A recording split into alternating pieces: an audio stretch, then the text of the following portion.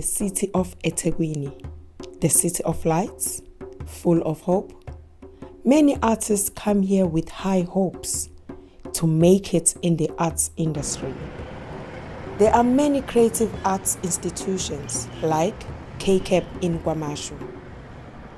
Edmund Hlongo, a writer, director, producer and a scholar at Paris School of Business, where he is completing his doctorate degree. Most of the artists, they enter the creative arts industry unprepared.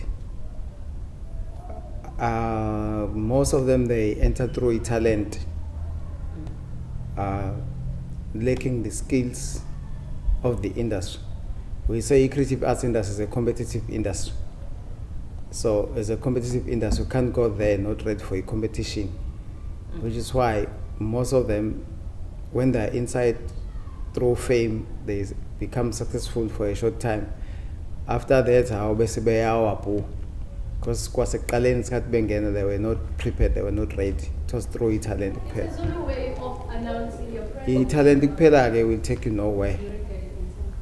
So you need to sustain it.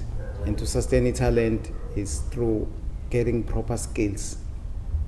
Part of the skills, a performing arts industry or a creative arts industry or any other industry or creative arts is one, if you're a singer or a musician, when you get paid, you earn money, income, you must know how to save that money. Saving is important. But most of our artists, they don't know this word saving. What does it mean?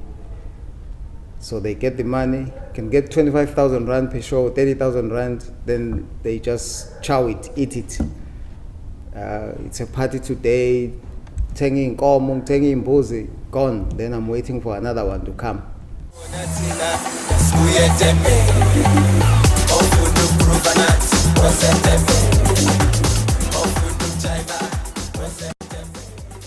Thokozani Zulu of Tizozo and Professor Fame made a hit, Was at Durban, which became a tourist theme song of Durban. Tizozo is an exemplary artist who managed to sustain himself after fame. Yonke into ifuneka ibe ne-background esikole. Abantu abaningi abazi ukuthi uTizozo after matric wafunda eNatal Tech lesibizwa nge-DUT, wenza i-business management. So by the way, I've got a diploma in business management. Mhlambe enye izinto enza ukuthi ngikwazi ukusustain ema-business, because into engihlezi ngiyitshela abantu ukuthi umsebenzi wethu lo we-entertainment, uku-entertain abantu, indlela yokuvulela iminyango. Yes, education is very important for the creative arts industry. Because as we know, everything today is done through knowledge. And there's nobody who's born with the knowledge. Knowledge you accumulate. And to accumulate knowledge, you need education. In education, that's why you enhance your talent. Ama-artist amaningi, enye into ebuyibabulala ukuthi afuna ukuba bigger than i-brand. Kubalekile ukuthi uhloniphe abantu, kubalekile ukuthi wazi ukuthi uma ngabe uya emsebenzini wakho isikhathi i-client ukuze libe happy kumele ube early.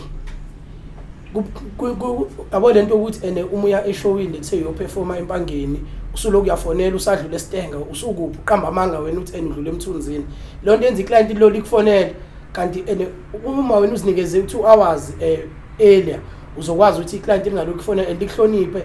Into yenza uTizozo uthola ukuthi uTizozo akanayo ingoma ebig ehit, but uthola ukuthi kwi-government uqashwa kakhulu. It's because uyahlonipha, akaphuza utshala, uyarespect umsebenzi wakhe. And uma usufikile kwi-event enza sure ukuthi labantu laba abama-officials abakuqashile uyaba-respect, uyahlala uminglishe nabo ukuze bakuthole ukuthi umuntu onjani. Ungafiki ufika uyaperforma uyasuka uyahamba sekuthiwa kuyodliwa ngala awusekho wena usuhambile.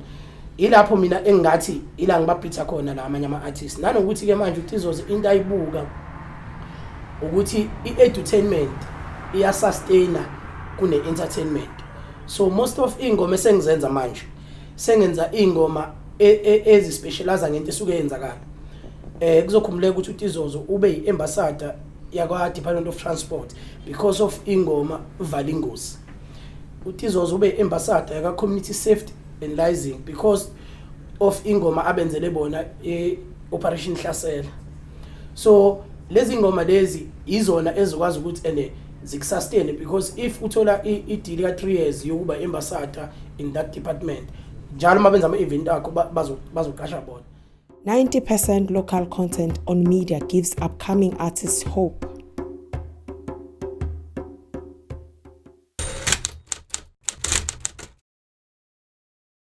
Thina sisebenza kakhulu ngama artists asakwi low level ikakhulukazi ama artists lawo uthola ukuthi basayihlanganisela abanye uthola ukuthi basaqala bene studio sabo mhlambe emakhaya and then ilabo bantu mhlambe kusesikhathi uthola ukuthi bajwayele ukuthi sidile nabo kakhulu ekutheni sibafundisa ukuthi uma ngabe ufisa ukuthi uzo submit music wakho ku radio station iziphi izinto ezibalekile as an artist and nokuthi ke umsebenzi wakho upresenta kanjani phambi kwabantu so that abantu bezokwazi ukuthi bawamukele ngendlela eright nokuthi ke ama compilers ezokwazi ukuthi awamukele. Thina mina njengo programs manager we Vibe FM ngenza isiqiniseko sokuthi wonke amalokhoza wonke music mabu ufikile abantu badlalwa ngendlela efanayo whether we upcoming artist and or we artist esiyaziwa vele lokhuzene South Africa yonke. Asambe DJ next one. We also have a program eyingane lapho si gruma khona ingane ukuthi zifunde ukusakaza because I believe ukuthi art it goes a very long way kwi art kwakhona ukukhuluma nokuthi appearance ukwazi nje ukukhuluma nabantu ngendlela ukuthi uzoba persuade kusuke kwi art kwakhona lokho. There is also KUSA Creative Workers Union established in 2010, created to fight for the rights of the creative workers. Sibuye sibhekelele ukuxhopheka or ukucindezeleka kwama artists in terms of payment uma ngabe ukuthi mhlawumbe umasipala usiyagrobha asakhokheli or uma ngabe ukuthi ipromoter isiyagrobha ayisakhokheli siyakwazi ukuthi as union kube umsebenzi wethu ukuthi sikulwele nokuthi silwele ukuthi ama artists athola imisebenzi kwi government na any event any stage la engenzeka khona ukuthi abantu babe ne platform so khumbula nje ukuthi salwela abantu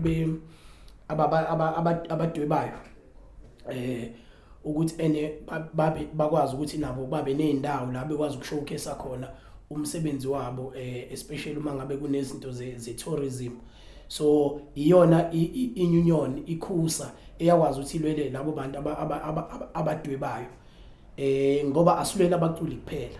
The struggle of the South African artists comes from way back. Too many experienced artists still struggle to survive.